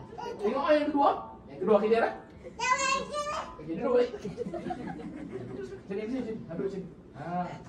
Alah, payung. Baik. Fil alamin innaka hamidum majid. Astaghfirullahalazim. Assalamualaikum dulu. Assalamualaikum. Adira kacau. Faham tak? Fil alamin innaka hamidum majid. Assalamualaikum warahmatullahi. Assalamualaikum warahmatullahi. Astaghfirullahalazim. Astaghfirullahalazim. Astaghfirullahalazim. Allahu la ilaha illa huwal hayyul qayyum. La ta'khudhuhu sinatun wa la nawm. Lahu ma fis sama.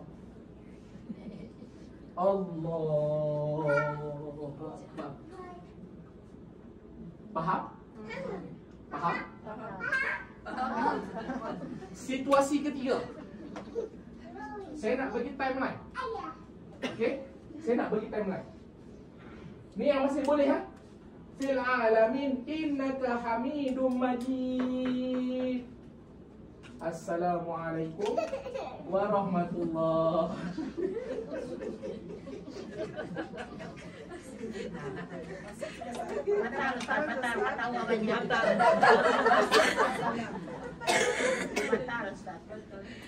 Assalamualaikum warahmatullahi. Ada mainan dulu. Okey. Lepas tu mama baca apa? Astaghfirullah 3 kali. Ni saya bagi tempoh lah. Lepas tu baca Allahu la ilaha 3 kali. 3 kali sekali. Lepas tu mama sampaikan baru nak sebut Subhanallah. Mama nak zikir. Subhanallah, subhanallah. Allahu Akbar. Masih boleh. Ya. Mama boleh tak boleh? Yang pertama, tempoh masa tu ramai manusia anggap mama masih dalam keadaan solat. Tambah satu lah. Kalau sudah buka telefon Ustaz baru ingat. Sekejap mak, sekarang saya nak cerita tak boleh. Okey? Boleh. Sekarang Ajira come here. Sekarang saya nak cerita tak boleh. Okey? Tengok Lela. Kalau berlaku macam ni, Jira, come here. Ni tak boleh ya? Tak boleh, tak boleh. No.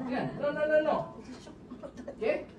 Fil alamin innaka hamidum majid. Assalamualaikum warahmatullahi. Assalamualaikum warahmatullahi. Hantau dah tadi. Asal kau yang jadi mati. Rupanya Ustaz Anwar baca tak sedap. Ada 2 rakaat. Oh no, tak boleh. Ustaz, kalau kami mama salah Ustaz. Pergi masak nasi dulu. Apabila mama dah bercakap tu dah tak boleh. Okey, tapi ada pandangan ulama yang kata boleh. Dengan syarat perkataan tu tak lebih 6 perkataan. Pergi masak nasi di dapur. Sekarang. Ada pandangan ulama kata boleh, tapi pandangan tu tak sekuat pandangan yang mengatakan tak boleh.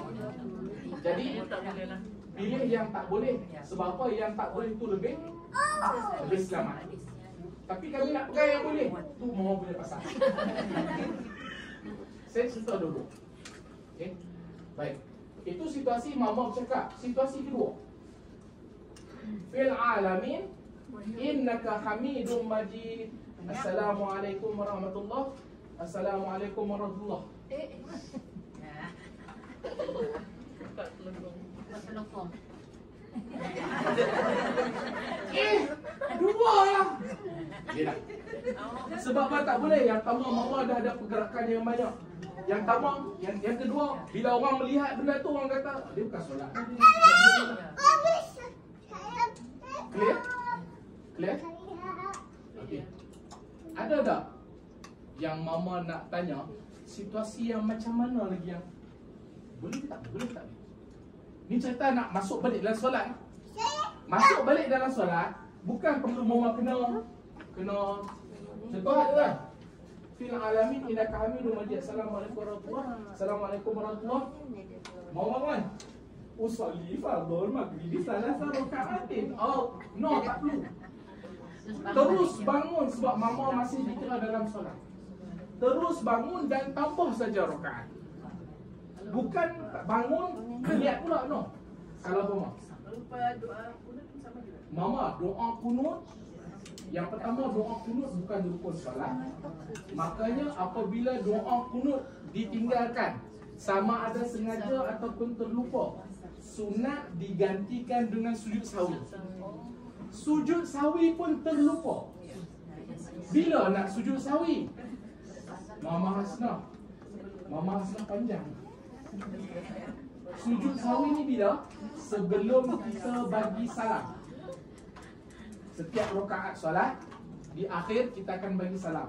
Maka sebelum bagi salam, Mama Hasanah, sebelum kita bagi salam, kan? Sebelum bagi salam, kita akan sujud sahwi. Fil alamin innaka hamidum majid. Betul bagi salam kan? No, kita tak bagi salam, kita akan sujud sahwi. Allahu Akbar sekali. Berapa kali nak sujud sahwi? 2 kali. Sujud yang pertama, kemudian duduk antara 2 sujud, kemudian sujud yang kedua. Okey, sujud yang kedua, kemudian duduk ayat akhir. Kemudian kita bagi Assalamualaikum warahmatullahi. Assalamualaikum warahmatullahi. Itu nama dia sujud sahwi. Itu nama dia sujud sahwi Mama Hasanah. Dan sujud sahwi hukum dia sunat. Sekiranya sujud sahwi pun terlupa, adakah sah solat kita? Sah. Makanya kalau tadi Mama tanya, Mama Asma kan? Mama Mau marah senang kan? Maimun. Mama Maimun ni. Ni mana Maimun.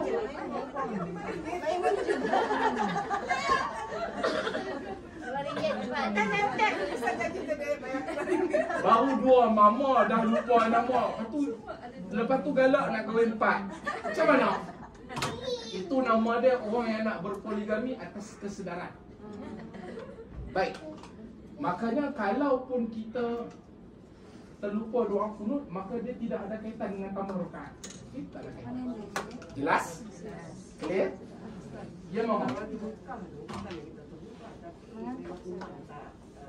Okey, ha? Okey, cantik soalan tu. Mama, kalau imam terlupa melakukan sujud sahwi, boleh ke tak boleh makmum sujud sahwi? Jawapan dia boleh. Bila boleh? Setelah imam bagi salam. Setelah imam bagi salam, kita jangan nak bagi salam ni. Sebab salam imam, kita ni terputus hubungan dengan imam apabila imam memberi salam. Minggu lepas saya dah kupas, kan? Hubungan kita dengan imam unfollow. Okey? Apabila selesai imam bagi salam. Makanya kalaulah berlaku sesuatu dan kita teringat nak sujud sahwi, maka boleh, tak ada masalah. Okey? Clear? Jelas? Ustaz, yang kita tambah 1 rakaat tadi itu yang tinggal berkafir, maknanya start daripada Fatihah sampai salam lah, gitu. Ya, apabila tadi berlaku salah satu daripada perkara yang kita sebut tadi dah, yang 2-3 apa semua tu, ataupun tak sempat, tak boleh tu tadi, makanya kita kena buat fully 1 rakaat penuh. Fully 1 rakaat penuh macam mana? Okey. Kenapa Ustaz kena tunjuk sesuatu? Kenapa kita? Mau nampak? Baik, fil alamin. Duduk. Amin. Fil alamin. Fil alamin innaka Hamidum Majid. Okey. Bangun, Allahu Akbar. 1 rakaat penuh. Bismillahirrahmanirrahim. Alhamdulillahirabbil alamin waladhdallin. Amin. Allahu Akbar. Rukuk. Sami Allahu liman hamidah. Kemudian Allahu Akbar. Sujud yang pertama. Allahu Akbar, duduk antara 2 sujud. Allahu Akbar, sujud yang kedua. Allahu Akbar, duduk akhir. Sebab dah cukup 1 rakaat kan? At-tahiyatul mubarakatuh salawat fil alamin innaka Hamidum Majid. Assalamualaikum warahmatullahi. Assalamualaikum warahmatullahi. Itu nombor 1 rakaat. Tak boleh mama buat, oh tadi lupa sujud, maka buat sujud dah. Oh no, tak berhasil. Okey, tak terhasil. Jelas? Clear? Baik.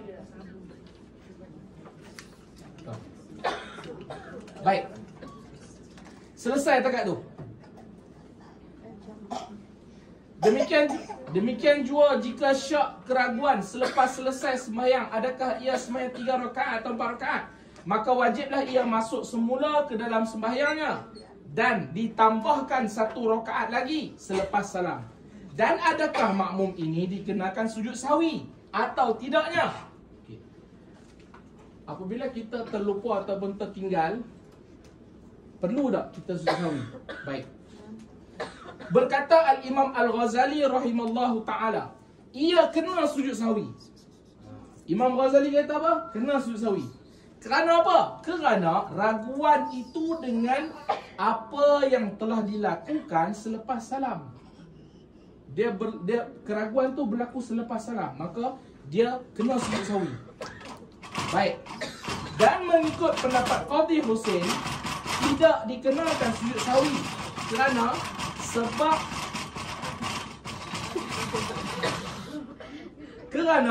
sebab tambahan dan syak itu berlaku semasa kedua, yakni ikutan dengan imam.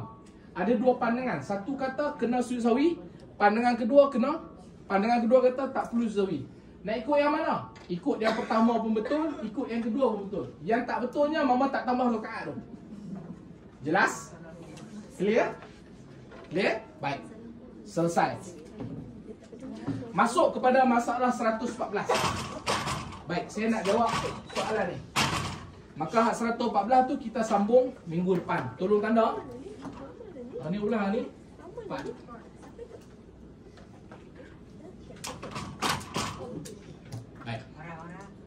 saya jawab satu-satu dulu.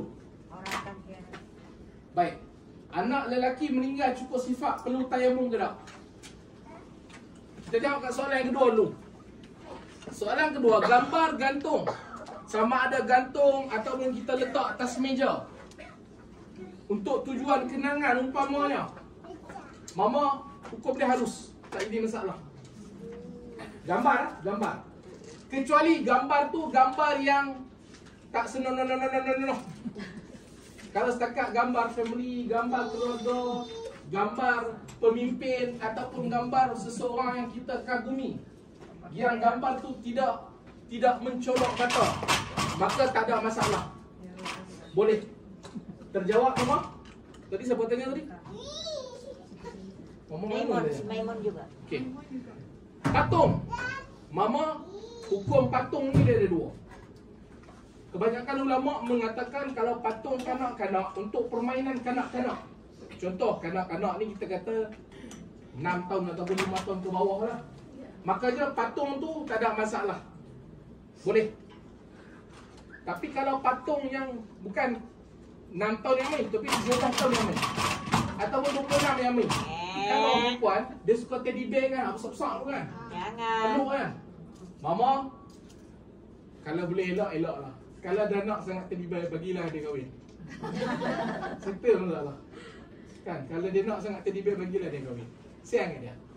Mama, kalau anak kita nampak dia pegang teddy bear tu, Mama faham-faham lah dia nak kahwin tu. Okey? Janganlah tahan. Okey? Habis kalau patung, kalau bukan kat rumah kita memang ada patung. Bila patung ni, dia ada yang kata patung lah. Satu lagi hak teddy bear. Hak teddy bear tu ada dua pandangan. Satu kata tak ada masalah. Sebab dia bukan fully patung hak yang macam patung keras tu. Tapi satu lagi pandangan kata no, dia termasuk dikira sebagai patung. So jalan selamat apa? Jalan selamat kita ambil yang berhati-hati. Kalau ada patung, saya tak tahulah nak jual ke apa ke. Ha.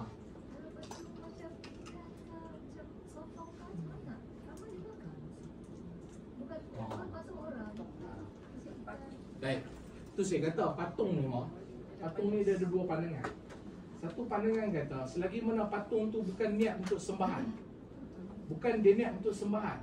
Dia mungkin untuk perhiasan, atau mungkin hadiah, ataupun mungkin mainan. Ataupun sekarang mama, jangan kata patung ni budak-budak je main, kadang orang tutup pun suka. Kan? Patung apa tu? Apa nama? Iron Man. Dia beli sampai harga 5-6 ribu. Patung apa tu? Saya tengok ada seorang selebriti, agamawan lah, selebriti. Satu selebriti, yang kedua agamawan. Ada patung Iron Man. Harga berapa? Bukan RM15 mah, ribuan ringgit. Dia yang sebut. Ada masalah ke tak? Ada dua pandangan. Satu kata tak ada masalah. Satu kata yang tu termasuk juga. Habis nak pegang pandangan mana? Mama dia macam ni lah. Islam ni dia tak berat. Dia bergantung bagaimana kita melihat Islam. Kalau kita ni jenis apa? Kita ni jenis warok. Masuk warok ni apa? Kita bukanlah baik sangat, tapi kita lebih ambil pendekatan berhati-hati. Bagi orang yang lebih berhati-hati ni, benda-benda lagu tu elak kan? Benda-benda lagu tu elak. Tapi bagi orang yang dia berhati-hati, tapi pada dia benda-benda tu dia tak mengganggu akidah, maka tak ada masalah. Jadi macam mana? Kalau nak simpan, kalau nak buang, beli harga 1,600. Kalau aku simpan, boleh dia aku peluk-peluk. Ada agak faedah. Terpulang. Kalau saya tak ada patung. Saya tak suka simpan patung. Patung ke, teddy bear ke, saya tak suka. Saya tak suka kenapa? Pasal nanti banyak tempat saya nak letak. Banyak tempat saya nak letak. Tapi kalau mama nak ada, itu terpulanglah kat mama. Boleh mama? Clear?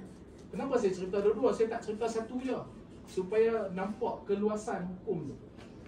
Sebab ada orang dia pegang macam ni, ada orang pegang macam ni. Jadi terpulang. Baik. Kemudian jamak saya cerita, anak lelaki meninggal cukup sifat perlu ke tayamum? Soalan saya, siapa-siapa pun meninggal, kecuali orang mati syahid. Orang mati syahid dia tak perlu dimandikan, dia tak perlu dikafankan. Dia akan dikebumikan seperti mana dia meninggal. Itu orang syahid. Yang pertama, adakah anak lelaki ni syahid? Muhammad Salimah? Adakah dia meninggal syahid? Adakah dia mati syahid? Tidak, mati biasa. Baik. Cukup sifat. Mama, kalau cukup sifat perlu dimandikan, perlu dikafankan, perlu disembahyangkan. Soalan saya, apa kaitan dengan tayamum? Adakah dia air tak ada nak pergi mandi? Ada air. Ada air. Kan selalunya kalau anak lelaki yang belum bersunat kan ada tayamumkan. Tapi kalau yang anak lelaki yang baru lahir tu, Anak lelaki yang baru lahir kena tayamum sebab dia belum bersunat. Maksudnya mama?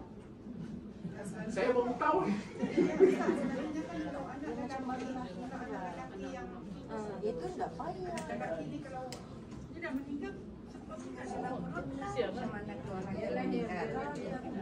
yang soalan ni kan anak lelaki yang baru lahir.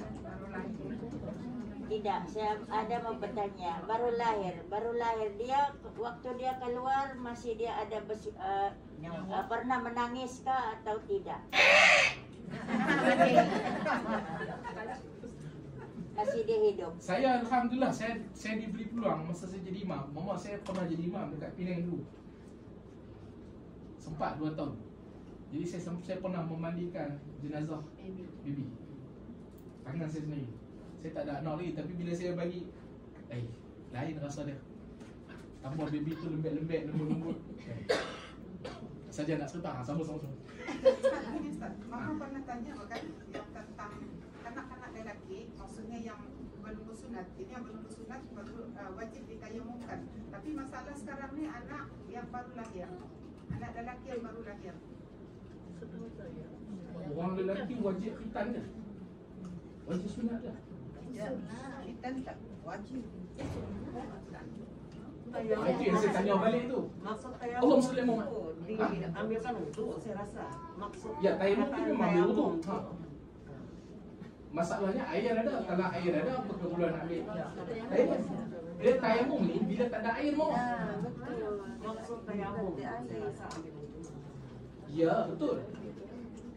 Tayamum boleh dilaksanakan apabila tidak ada air. Tapi kalau ada air, tak boleh tayamum, tak sah tayamum. Istilah bahasa Ustaz, orang dulu kalau ambil diwudukkan tu maksudnya ditayamum, istilah. Baru saya faham bila masuk. Oh, maksud dia ambil wuduk tu orang istilahkan tayamum. Sampai ke soalan. Tapi yang ni Ustaz maksudnya anak lelaki yang meninggal itu selepas dilahirkan dia kena mandikan juga kan? Ya. Memang dimandikan. Mandikan. Tapi disebab apa tu kan lelaki ni ada pada keterangan kalau yang belum yang bersunat tu perlu ditayamumkan. Maksudnya tayamum Perlu diwudukkan kan? Oh, yang ni guna tanah tayamum. Bukan air. Bukan air pula. Itu percayaan. Okey. Tenang. Kita ragu tak ragu. Dah ragu dah. Mama, untuk menang perlu tenang. Okey, yang pertama Mama, apa hukum khitan bagi anak lelaki? Wajib kah? Wajib kah? Ustaz, Mama pernah tanya sama Ustaz Najah. Aha. Kami ada kelas Ustaz Najah. Ya. Kalau anak lelaki, maksudnya kalau yang belum bersunat bukan, kalau dia meninggal, kita mesti tayamumkan. Sebabnya air dah sampai seluruh badannya. Soal itu perlu wajib ditayamumkan. Tapi masalah sekarang ni Mama tanya pasal anak lelaki yang baru lahir. Hari itu lupa. Tanya sama Ustaz Najah. Mama, saya tangguh soalan. Sebab soalan tu bersifat siul. Jadi Ustaz faham. Soalan tu bersifat siul. Saya tangguh ah. Saya tangguh. Kat sini saya tangguh dulu. Okey? Saya tangguh dulu. Kalau masa COVID hari tu, dah ke air kan tembok. Tengok.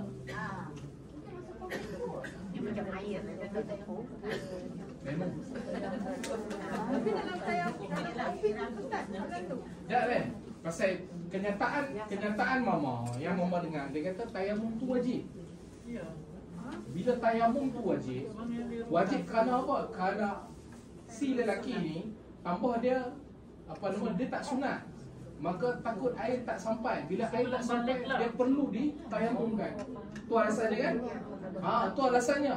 Sedangkan hukum khitan tu sendiri ada perbezaan pandangan. Sebab tu saya tangguh dulu, saya tak jawab lagi. Yang tu saya tangguh dulu. Minggu depan saya kupas yang tu saja. Okay? Minggu depan sebab benda tu berkait. Dia ada tentang apa hukum khitan ke atas lelaki. Khitan ni bersunat lah. Apa hukum khitan ke atas perempuan?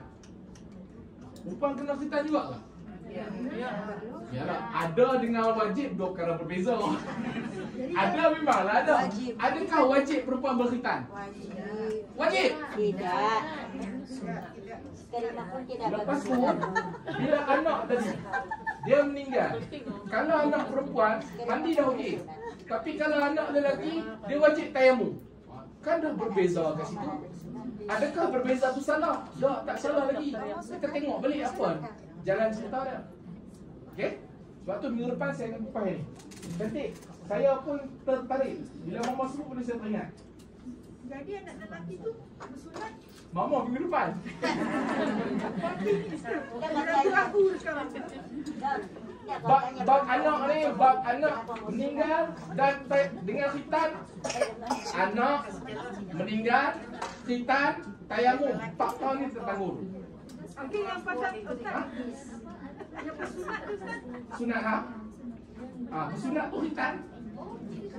Khitan bahasa Arab. Bahasa Melayu sunat. Bahasa Melayu potong. Ada apa? Jauh. Okey, adakah lelaki khitan sunat? Adakah lelaki khitan?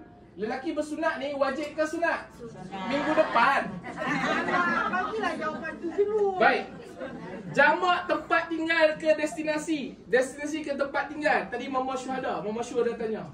Mama, jamak ni maksudnya apa? Saya bagi umum dulu. Mama, jamak ni maksudnya kita himpunkan solat. Himpunkan solat apa? Zuhur dengan asar.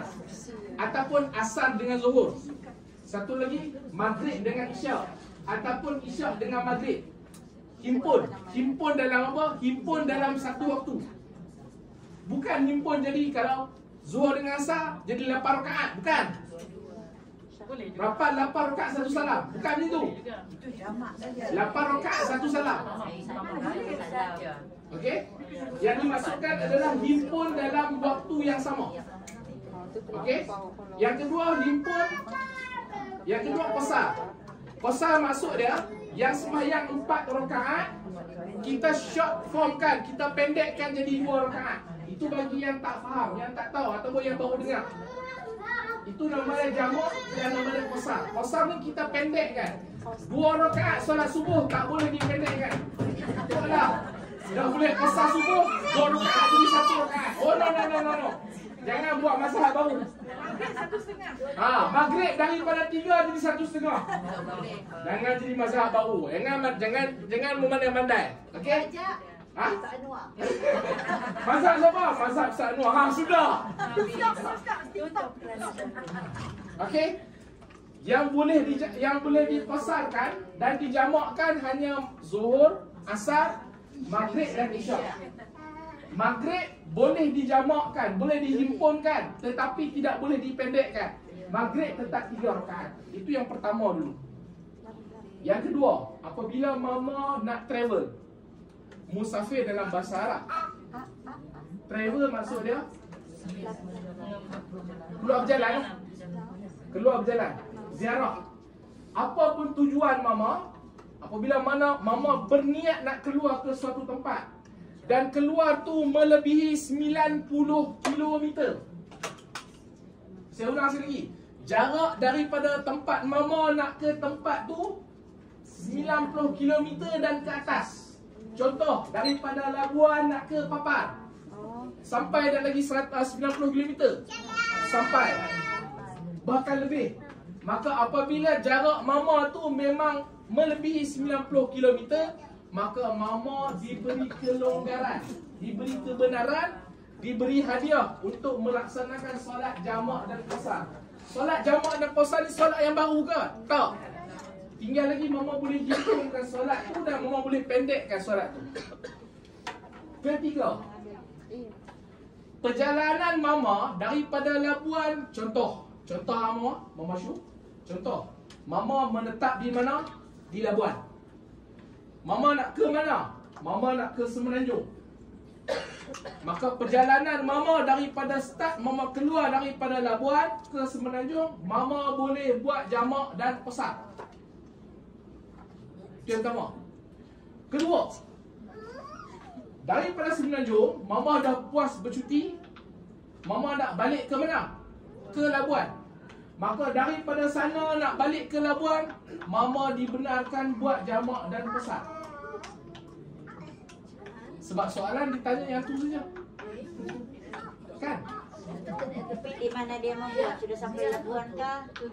Oh, belum sampai di Labuan. Belum sampai di rumah kediaman dia. Dan soalan tu yang macam tu. Tak boleh. Nanti orang ingat. Nanti orang ingat, oh sampai di rumah boleh buat. Mama, perjalanan kita memang boleh buat jamak dan qasar. Perjalanan, saya sebut perjalanan. Saya tak sebut di tempat tinggal. Saya sebut perjalanan. Maksud dia, kalau mama bergerak, sepanjang pergerakan mama tu, mama boleh buat jamak dan qasar. Yang menjamak.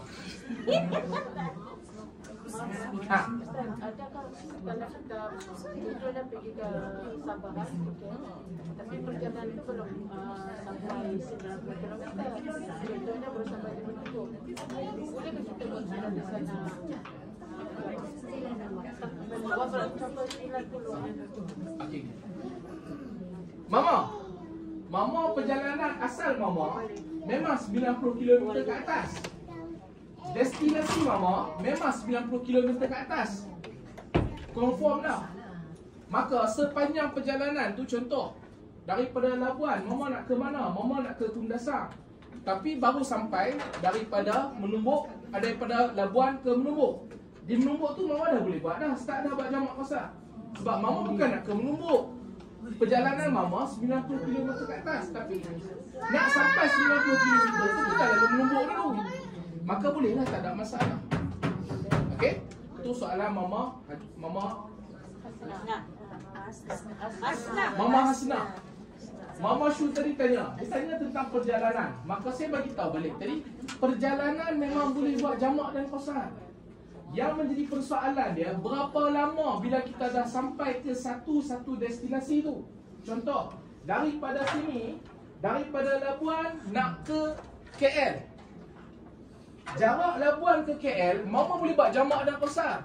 Tetapi bila mama dah berada dekat KL tu, mama ada berapa hari? Sehari, 2 hari, 10 hari, 20 hari? Itu yang menjadi persoalan.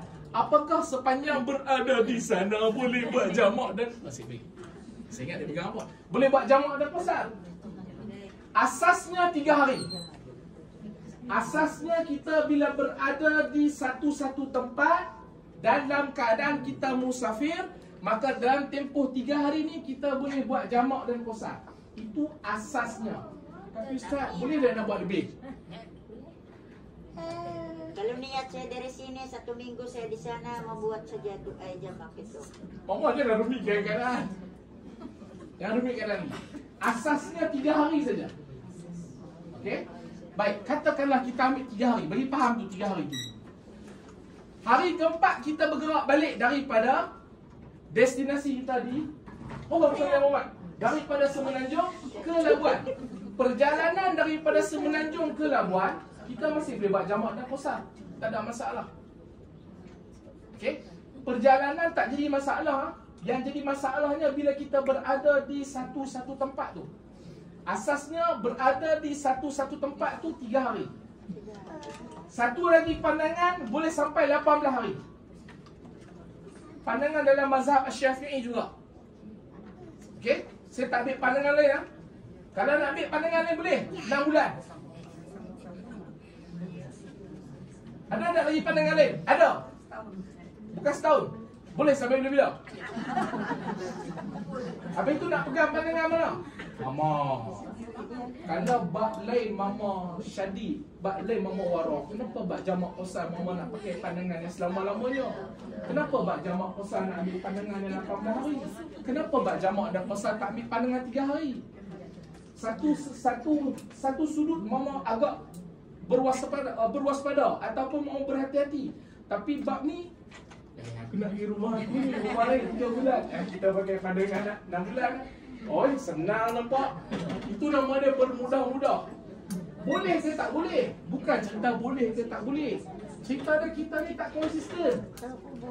Kita jenis waspada tapi satu bab kita keras, satu bab kita lembut. Ustaz, kenapa cerita sampai 18 hari, 6 bulan, selama-lamanya? Pasal pandangan tu ada. Yang kita selama ni dengar cuma 3 hari. Dan kita dimomok-momokkan, diwajibkan. Momok tu, kita dinaratifkan, kita dibuat perspektif sehingga mengatakan kalau buat lebih pada 3 hari tak sah. Sedangkan ada pandangan lagi yang mengatakan sampai 18 hari pun boleh. Ustaz pandai-pandai ke? Rujuk dalam fiqh Islami. Karangan Dr. Wahbah Zuhairi tak banyak 10 jilid. Ustaz tahu mana? Sebab saya mengaji. Sebab ada kadang saya pun tengok juga pandangan mana yang kuat, yang lemah. Habis nak pegang pandangan mana? Untuk asas ambil 3 hari. Jangan pening-pening. Untuk asas ambil 3 hari. Tapi Ustaz, kalau kata saya plan memang nak duduk 10 hari. Okey, memang dah niat dah. Saya bukan niat nak duduk 3 hari. Saya memang, Mama, apabila daripada sini lagi Mama dah niat aku nak duduk sebulan kata. Sana memang bukan sana, perjalanan Mama pun mau tak libat jamak dan qasar. Tapi Ustaz, kan itu saya kata jangan rumitkan keadaan. Kalau benda dah boleh, pilih yang boleh. Tak payahlah nak memberatkan keadaan. Clear? Mama Syu? Saya akan terang lebih lanjut nanti. Sebab nanti hari tu saya dah terangkan pasal jamak dan qasar. Saya yakin antara kita ramai yang dah tahu. Yang belum tahu ni, insya-Allah bulan 10 mau mana? Trip ke mana? Kita akan trip ke sebulan. Seberang. Kita akan ke Kundasang ke ataupun mana-mana yang jarak ada 90 km sambil kita cerita tentang jamak dan qasar secara detail. Yang tu detail lah. Kita akan buat praktikal. Saya akan beritahu pandangan mana yang kata boleh sampai selama-lamanya, pandangan mana yang boleh sampai 6 bulan, setahun, 18 hari, 20 hari, semua ada. Semua dalam kitab. Okey? Baik. Tadi Mama Kasmina dah tanya, Ustaz, nazar perlu ke tunai? Mama, nazar ni adalah satu sumpah setia ataupun sumpah kita dengan siapa? Dengan Tuhan. Contoh, sekiranya aku dapat sekian-sekian, aku bernazar untuk tunaikan haji. Tunai haji tu jadi wajib. Sekiranya Mama tak tunaikan haji, Mama dikenakan denda. Denda dia ada 3. Denda dia ada 3. Sama ada bagi miskin, bagi makan, puasa, ataupun satu lagi saya lupa dah. Nazar ni denda dia 3. Bagi makan orang miskin, bebaskan hamba. Denda kepada tak tunaikan nazar ni ada 3. Bagi makan fakir miskin, puasa dengan bebaskan hamba. Hak 2 ni, hak yang bebaskan hamba mungkin tak lah, tapi 2 ni wajib kena buat. Nak tanya. Ya. Kalau sekiranya lah orang tu dia bernazar, lepas tu bertiba dulu dia kaya lah, dia bernazar lah. Dia mau pergi Mekah tadi kan. Lepas tu tiba-tiba dia jatuh miskin. Okey. Yalah dia ada duit sudah banyak. Macam mana tu Ustaz? Baik. Nazar dengan nazar dia. Lepas tu sudah tu yang tadi yang denda dia tu kan, macam mana kita perlu bayar denda tu? Adakah sekali saja ataupun selama-lamanya? Okey. Mama, yang pertama nazar ni dia tertakluk pada keadaan. Keadaan bagaimana? Contoh ketika mana kita bernazar tu, kita mampu. Tapi bila dah sampai tu masa kita tak mampu. Nazar wajib tetap dilaksanakan. Sebab tu bila nazar tak mampu dilaksanakan, dikenakan denda. Denda itulah nama dia, sama ada beri makan ataupun berpuasa. Tiap-tiap hari kena bagi makan orang. Mampu jadi iman. Tak mak. Bila kita bernazar, contoh kita ada satu nazar, kita selesaikan nazar tu dengan cara kita bayar denda. Bayar denda apa? Kita bagi makan. Saya tak ingat sama ada 60 orang kalau tak silap. Kalau tak silap saya 60 orang. Nazar, denda dia memberi makan 60 orang pakai miskin. Nanti saya semak semula adakah 60 ataupun berapa, tapi memang bagi makan. Maka bila kita laksanakan nazar tu, selesai lah. Tapi lagi mana kita tak selesaikan denda tu, selagi itulah kita dalam keadaan berdosa. Itu yang pertama. Yang kedua, saya tak faham tadi Mama Hasnah tanya apa kaitan nazar, haji dan kurban. Adakah Mama bernazar untuk melaksanakan kurban ataupun Mama bernazar untuk bernazar untuk tunaikan haji? Yang tu yang saya tak faham. Saya ada nampak dalam Al-Quran kan, dia punya tafsiran. Dia katakan apabila nazar kita telah tertunai, maka bersihkanlah diri dan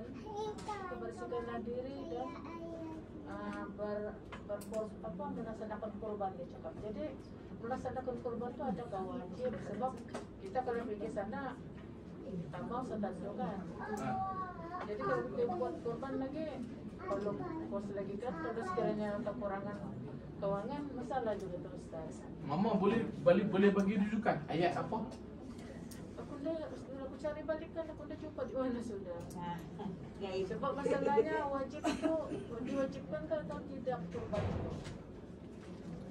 Mama, kurban ni, okey, saya bagi asas lah.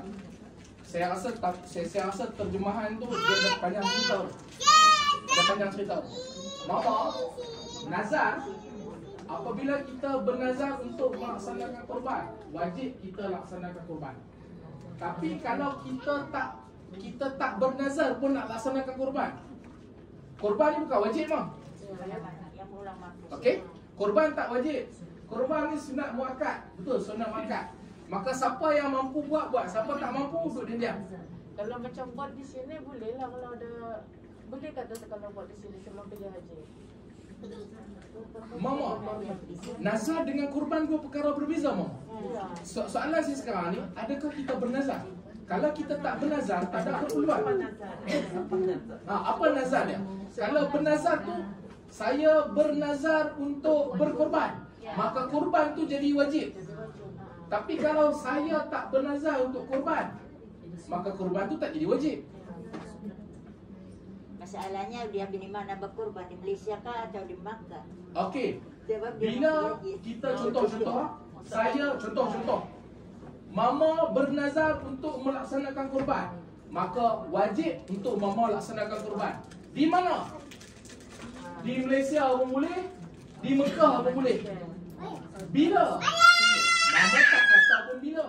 Tapi kalau Mama bernazar macam ni, tahun ni, dengar? Tahun ni aku bernazar nak buat korban di Mekah. Mama spesifik, Mama punya tujuan. Pada ketika itu kalau Mama korban di sini tak jadi. Mama kena korban di mana? Di Mekah. Bila? Tahun ni, bukan tahun depan.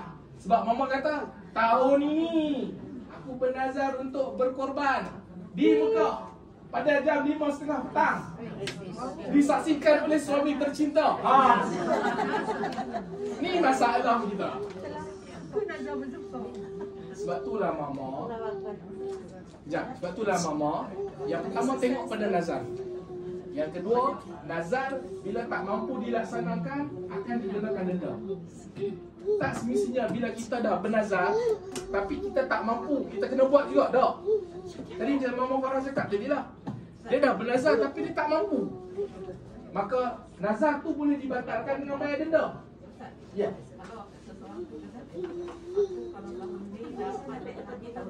Okey.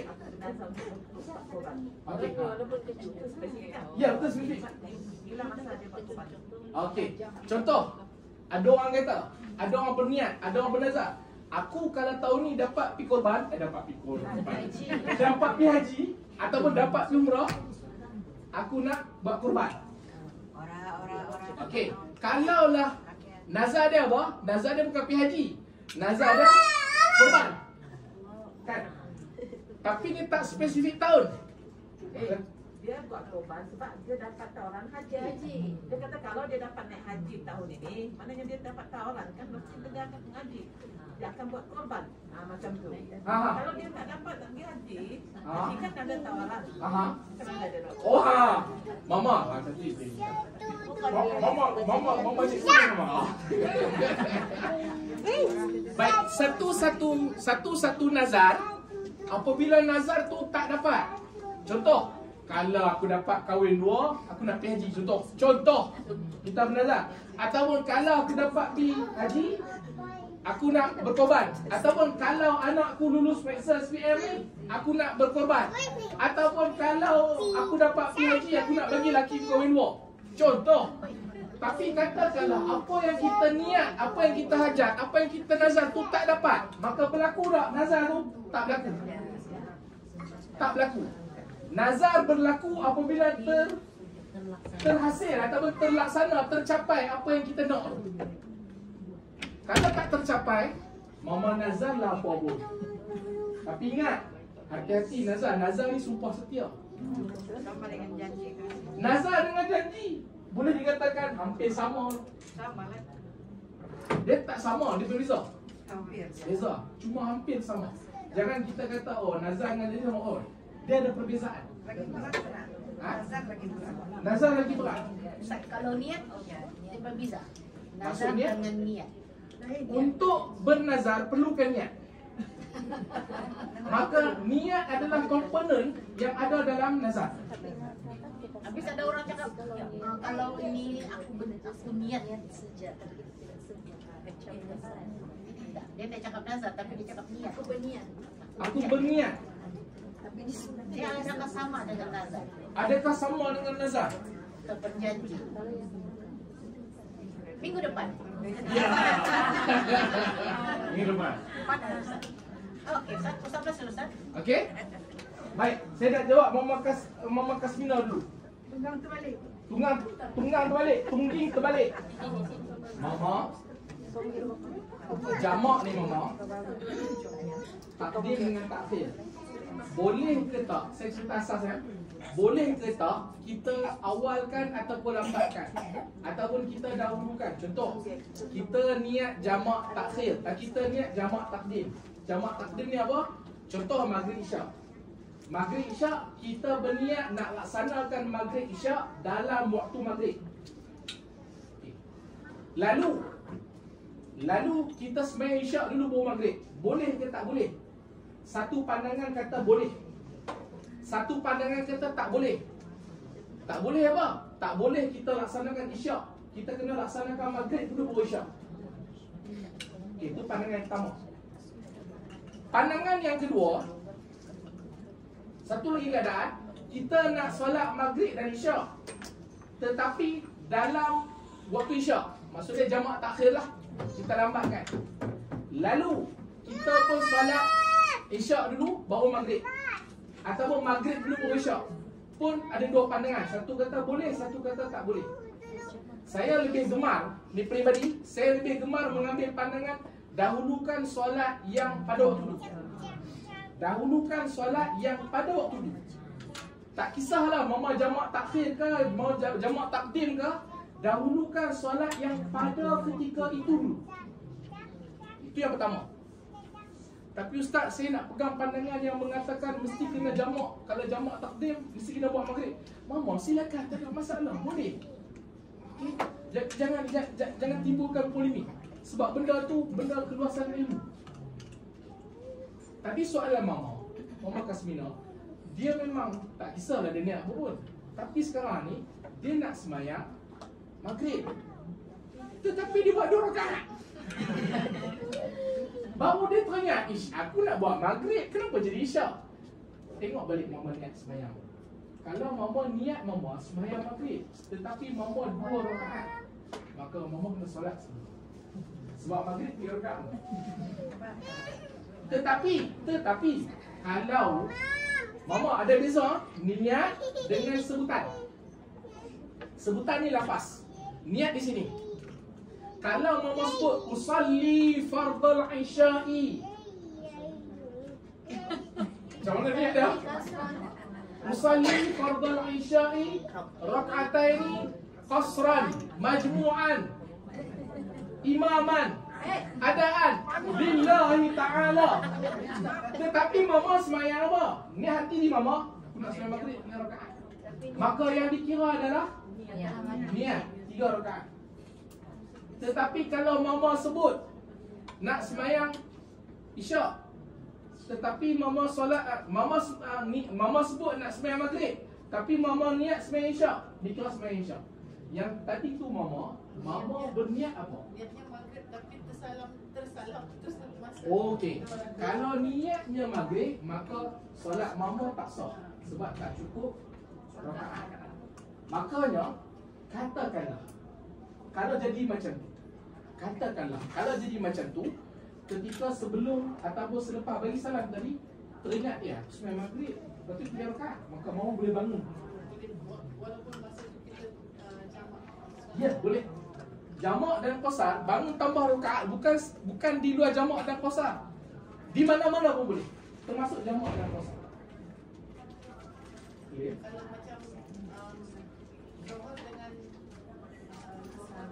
asar kan dia 2 rakaat. Ya. Kalau macam niat itu dia tertukar. Niat tertukar, rakaat dia tak sama. Boleh. Boleh sebab apa? Contoh, mama solat zuhur. Mama niat apa? Mama niat nak sembahyang asar. Lepas tu mama pun sampai 2 rakaat pergi salam. Sah lah mama. Sebab 2 rakaat juga. Tetapi kalau maghrib jadi berbeza. Sebab maghrib ni 3. Kalau maghrib pun 2 sah solat. Clear mak? Jelas ah? Ya Mama Salina. Silakan, tak ada siapa halang. Mama siapa nak balik awal silakan, tak ada siapa halang. Mama jangan tunggu saya bagi balik, nak siapa nak balik silakan. Sebab saya nak jelaskan yang gimana tak suka. Clear? Satu lagi Ustaz. Ya mak. Kalau kita kan dari Labuan pergi KK. Labuan ke JK? Jamak surat kasam. Jadi bila kita dari KK sampai Labuan, macam mana kita boleh buat 2 rakaat juga kan? Mama. Sampai Okey. Tengok sini ya. Tengok. Saya nampak magic ni. Okey. Sekarang mama di sini. Di Labuan. Ini adalah perjalanan. Mama nak ke mana? KK. Okey, di KK ni mama pusing KK. Tak sisa lah mana? Berapa hari? 3 hari. Saya nak bagi mudah faham ni. Okey. Selepas mama puas berjoli sana, berjoli sini. Kan? Cucuk langit sana, cucuk langit sini. Lepas tu mama pun pulang. Daripada mana? Daripada KK ke Labuan. balik ke rumah. Balik rumah. Habis duit. Habis dah habis duit, balik kena cari duit balik. Mama, ni. Yang ni mama boleh solat jamak dan qasar. Boleh? Maksudnya sampai di rumah sendiri. Okey. Itu soalan yang betul dia mah. Mama jamak dan qasar mesti di luar kawasan mama. Contoh, mama duduk di mana? Beritahu saya. Batu Arang. Batu Arang. Ah, Okey, Batu Arang. iya. Mama duduk di Batu Arang. Soalan saya, terminal duduk kat mana? Terminal dalam kawasan mana? Bandar. Adakah Batu Arang termasuk dalam kawasan bandar? Tidak. Maka mama boleh sembahyang jamak dan qasar di mana? Di terminal, di Masjid India, di Masjid An-Nur, di rumah saya. Pasal ada kawan-kawan saya buat macam tu. Nak pergi masjid tutup dah. Kan malam tutup dah. Singgah rumah saya.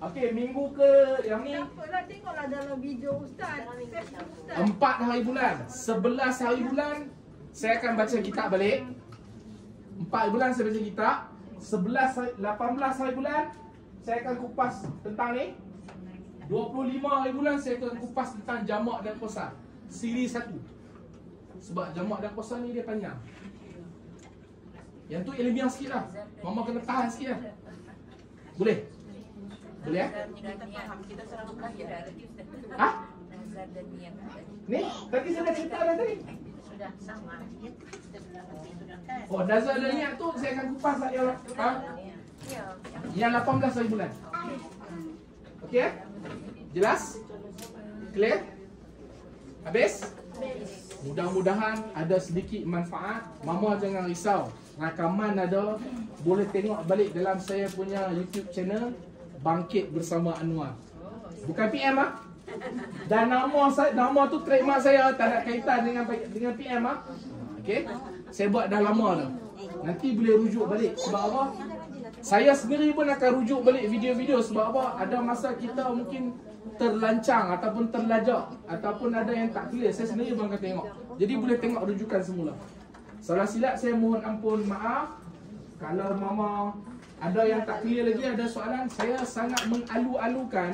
Mama setiap kali ada soalan, catat. Teringat je soalan, walaupun mama belum tanya, catat.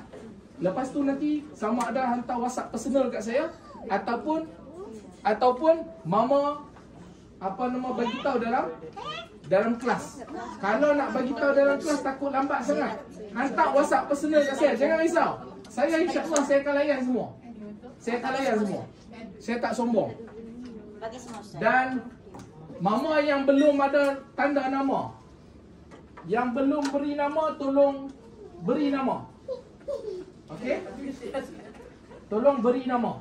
Sebab yang ni nanti saya nak kena hantar kepada Jawi. Okey, sebagai data. Salah silap saya mohon ampun dan maaf. InsyaAllah kita jumpa lagi minggu depan. Bismillahirrahmanirrahim.